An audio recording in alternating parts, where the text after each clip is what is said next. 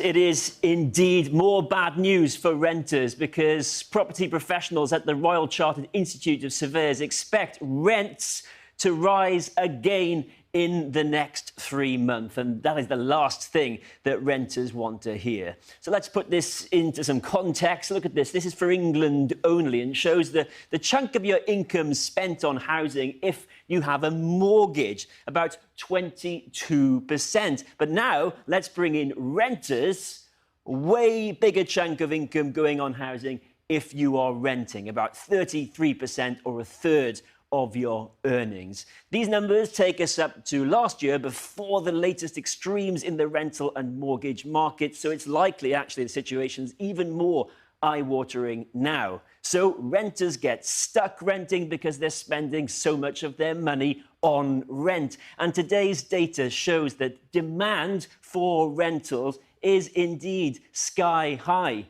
Look, there's the demand, but where are they going to live, these people? Look at what's happening to new landlord instructions. The red line here, a key indicator of supply. Well, clearly, when demand outstrips supply like this, it's usually the power is with the people who set the prices, the landlords. So no wonder, Matt, that rents are set to rise.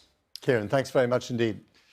Well, joining me now is Polly Need, the Chief Executive of housing and homeless charity Shelter. Welcome to the programme, Polly. I mean, these are pretty dismal numbers, aren't they? But let's start with the case of Kyra Whitmell, which we had earlier, thanks to Amelia Jen. And the fact that, you know, she has not been able to find housing for a year, stuck in hospital for a year. Yeah. And the council has now apologised for this, but the government is blaming the council and is not taking any responsibility itself. Of course. What do you make of that? No.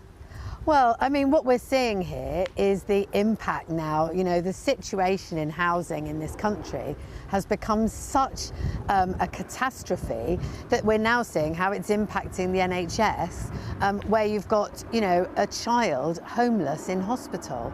I mean, and you know, we're seeing many people with long-term illnesses, with mental health issues and with disabilities who are homeless and in temporary accommodation as well. Actually, more than half of people in temporary accommodation have an illness or a mental health issue or a disability. So we're seeing a housing system that is in absolute meltdown, and then that in turn is impacting on the NHS, which, as we know, is already severely overburdened and has its own crisis. And that's before you even get into talking about the unaffordability crisis in private renting that you were just talking about just then. Sure.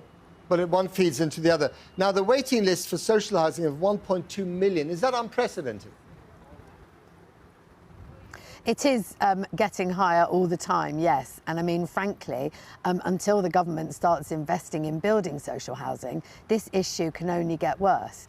There are people in private renting, it's increasingly unaffordable, people cannot afford it, they desperately need social homes. You've got people like poor Kyra and her family who desperately need social homes.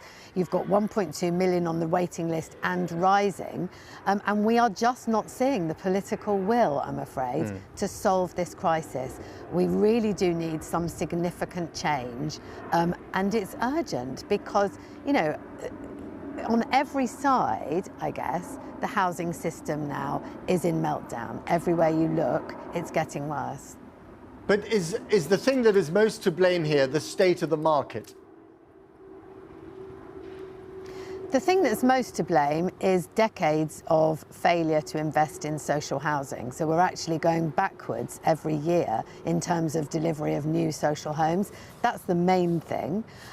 Then you've also, that is feeding the affordability crisis and the level of demand at the bottom end of the private renting market. Of course, then you've got the issue of interest rates and mortgages rising, which in turn gets passed on to renters, and that then also feeds what you were referring to earlier, which is the dramatic increase in the cost of private renting. So that's another issue. And of course, that isn't helped by the fact that housing benefit, which is intended to make up the difference between people's incomes and the cost of their rent, isn't making up that difference anymore. So that in turn is also feeding homelessness. So we've got people homeless in hospital, we've got people homeless pretty in dismal. temporary accommodation. It's dismal across the board then, isn't it? And there's not much we can do about interest rates at the moment, but is there a short-term fix? Is there a short-term fix to any of this? Yeah, I mean, the government needs to unfreeze housing benefit, definitely, so that it does actually bridge the gap, because until we start building homes that people on low incomes can actually afford to live in, the only other way to resolve that issue is to help people's incomes so that they can afford their rent. So that's one thing that needs to happen. The government needs to bring forward its renters reform bill, which has been promised for years. We didn't actually see the second reading before recess, which, you know, is yet another delay to a bill that's been promised for quite some time. But there's no getting away from it. I don't want to sound like a broken record, but the government has got to build social housing. OK. All right, going to leave it there. Polly Neate, thank you very much indeed